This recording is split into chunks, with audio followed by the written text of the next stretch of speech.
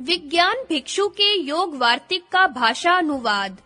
संयमांतर की सिद्धि को कहते हैं।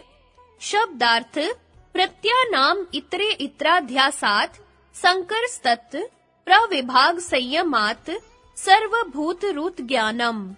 गौ इत्यादि शब्द है, गौ इत्यादि अर्थ है, गौ इत्यादि प्रत्यय हैं। इनके वक्ष्यमाण संकेत रूप अध्यास से संकर विवेक का अग्रहण होता है।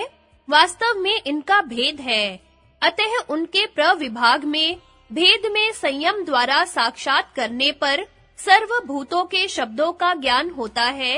यह काम इस अर्थ को समझकर इन शब्दों से कहता है।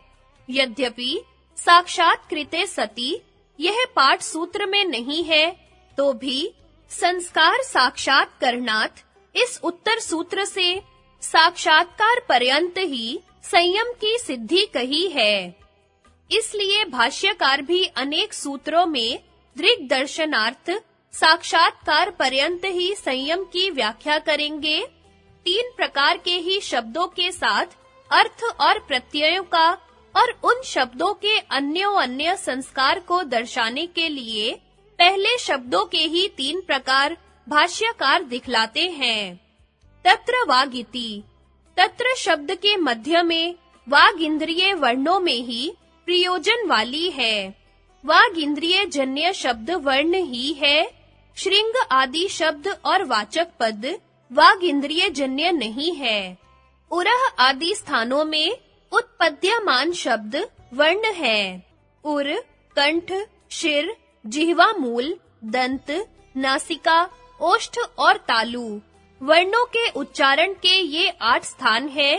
इस स्मरण से वाग इंद्रिय की शरीर से बाहर वृत्ति नहीं है।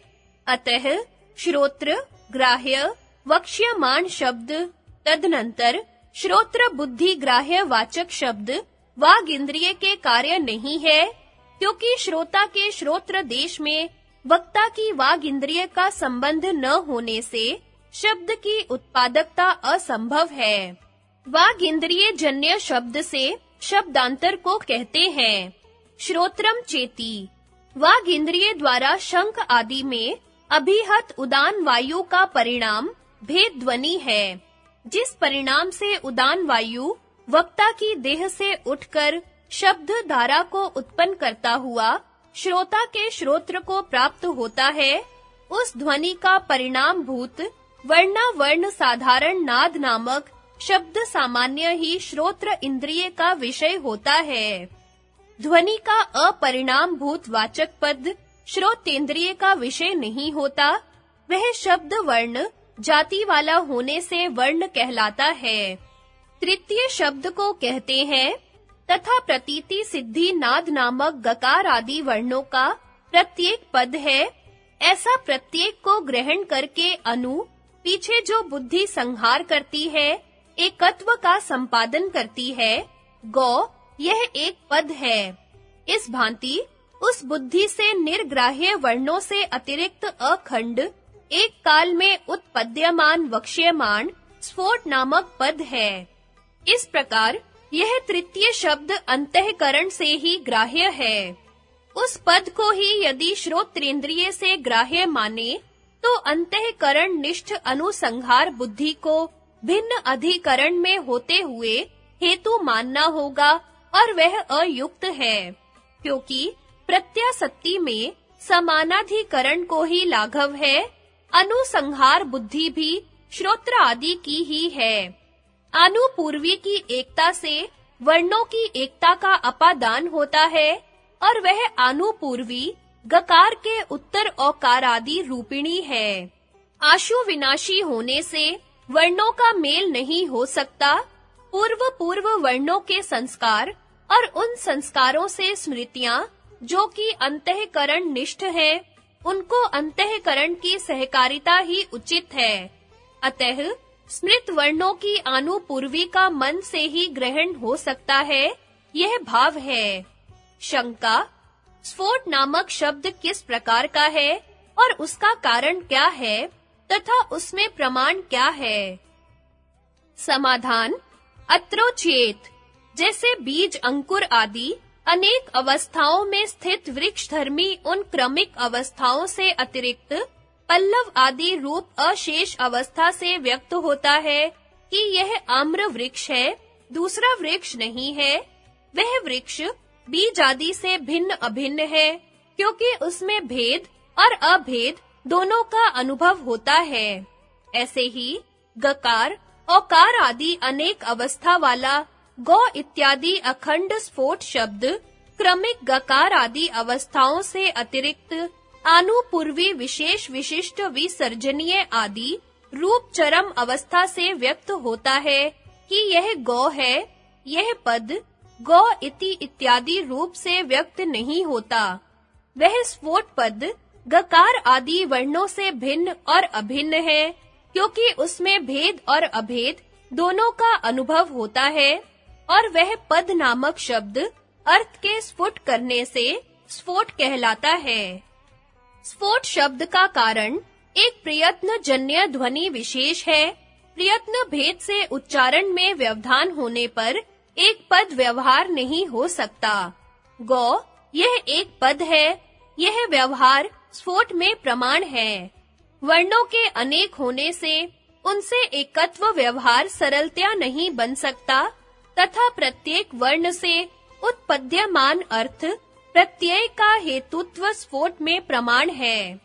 यदि आनुपूर्वी विशिष्ट समूह के एक होने से एकत्व व्यवहार होता है और उसी रूप से अर्थ प्रत्यय के प्रति हेतुता माने, तो संयोग विशेष से अवच्छिन्न अवयव समूह से ही एकत्व व्यवहार और जल आदि के लाने की सिद्धि हो जाएगी, जिससे कि घट आदि अवयवी मात्र का उच्छेद हो जाएगा, क्योंकि दोनों दशा में युक्ति समान है।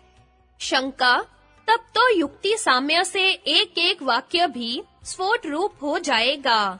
समाधान: यदि वाक्य स्फोट में कोई बाधक न हो, तो वाक्य स्फोट मानना हमको इष्ट ही है। वर्णा एकेति, अनेक वर्ण एक काल में स्थिति के योग्य न होने से परस्पर निर्नुग्रहात्मा असंबद्ध स्वभाव है। अतः वे पद को न छूकर पदत्व को प्राप्त न होकर, इसीलिए अर्थ को उपस्थित न करके आविर्भूत होकर ही क्षण भर में तिरोभूत हो जाते हैं। इसलिए प्रत्येक को अविवेकी अपद स्वरूप कहते हैं। यहाँ स्वरूप पद के ग्रहण से अवस्था और अवस्था वाले के अभेद से वर्णों के पदत्व का निराकरण नहीं किया है। शंका: यदि वर्ण पद स्वरूप नहीं है, तो लोग इतने वर्ण क्रम विशेष से युक्त इस अर्थ के वाचक हैं, ऐसा संकेत किस प्रकार कर लेते हैं? समाधान: वर्णाः पुनरित्यादि। यहाँ से लेकर संकेत्यते इस पर्यंत वाक्य से समाधान किया है। उसका अर्थ यह है, यद्यपि वर्ण पद से भिन्न है, तथापि अवस्था और अवस्था वाले के अभेद की भी सत्ता है। अतः एक-एक भी वर्ण पद रूप है, पद से अभिन्न है। जैसे कि बीज और अंकुर वृक्ष से अभिन्न होते हैं, इसलिए पद रूप से सर्व पदार्थों के अभिधान की योग्यता से संपन्न होते हैं। इसमें हेतु कहते हैं, सहकार रीति पद भाव में सहकारी जो वर्णांतर उनका प्रतियोगी संबंधी होने से अनंत पद रूपता को प्राप्त की भांति आपन्न होता है। यहाँ इव शब्द का प्रयोग भाष्यकार ने वैश्व रूप्य की योग्यता मात्र के प्रतिपादन के लिए किया है। वैश्व रूप्य का प्रकार कहते हैं, पूर्व गकार उत्तर और उस वर्ण द्वय के साथ गण इत्यादि पद से व्यावृत होता है। उत्तर विसर्जनीय पूर्व गौ इन वर्ण द्वय से गौ इत्यादि पदों से व्यावृत होकर विशेष गौ इस अखंड स्फोट पद में तारतम्य से अवस्थापित होता है। इस हेतु से इस प्रकार के क्रमानुरोधी बहुत से वर्ण आनुपूर्वी विशेष की अपेक्षा रखने वाले पद के अभेद से अर्थ संकेत से अवच्छिन्न नियमित होकर सर्व अभिधान में समर्थ भी इतने संख्या वाले ये गकार आदि गौ को ही अवस्थापित करते हैं। अतः उस प्रकार से वर्ण मुख से वह पद ही अविवेक से संकेत किया जाता है। यह भाष्य का अन्वय है, उसमें हेतु है वाच्यस्य वाचकमिति। पद ही वाच्य का वाचक है, उपस्थापक है। अन्य का अन्य रूप से संकेत में हेतु है, एतेषाम से लेकर निभासः तक। जो पद नामक बुद्धि मात्र ग्राह्य अर्थ संकेत से अवच्छिन्न इन वर्णों का स्फोट है तथा समाप्त ध्वनि जन्य क्रम आनुपूर्वी विशेष जिन उस प्रकार के वर्णों की है, वह एक है, अभिन्न है। यह पद के स्वरूप का कथन किया है। वाक्यार्थ समाप्त हुआ। भाव यह है कि जैसे मिले हुए दो कपाल जल लाने के हेतु होते हैं, यह अविवेक से बालकों के लिए कहा जाए, क्योंकि पट से घट को पृथक करने वाला अन्य असंभव है। उससे बालक कपाल के अविवेक से घट को ही जल लाने का हेतु समझता है। ऐसे ही स्फोटांतर के व्यावर्तन के लिए वर्णों के अविवेक से ही स्फोट में संकेत का उपदेश और संकेत का ग्रहण होता है। त्रिविध शब्द को दर्शाकर अब उनमें से संकेत के कारण का प्रतिपादन करते हैं। तदेकमिति प्रतीयते। इसके साथ अन्वय है। अर्थ यह है, यद्यपि वह पद स्फोट नामक एक ही है, वर्णों के समान अनेक नहीं है और एकत्व में प्रमाण है। एक बुद्धि विषयत्व तथा वक्ता के एक ही प्रयत्न से ध्वनि आदि द्वारा उत्पादित है। वर्ण तो प्रयत्न भेद से भी उत्पन्न होते हैं तथा यह पद अभाग है, निरंश है। वर्ण समूह तो वन के सदृश सांश है तथा यह पद अक्रम है, एक काल में ही उत्पद्यमान है। वर्णों के समान क्रम से उत्पन्न नहीं होता, अतः इन हेतुओं से पद स्फोट वर्णों से भिन्न है। किंच स्फोट बौद्ध है, बुद्धि मात्र से ग्राह्य है तथा अंत्य वर्ण के प्रत्यय रूप व्यापार से व्यक्त होता है।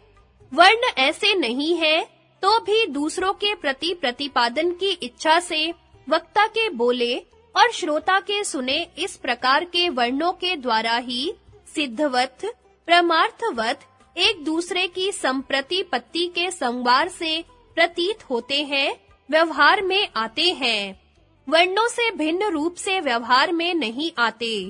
उसी में हेतु है अनादि वाग व्यवहार की वासनाओं से वशीकृत लौकिक बुद्धि।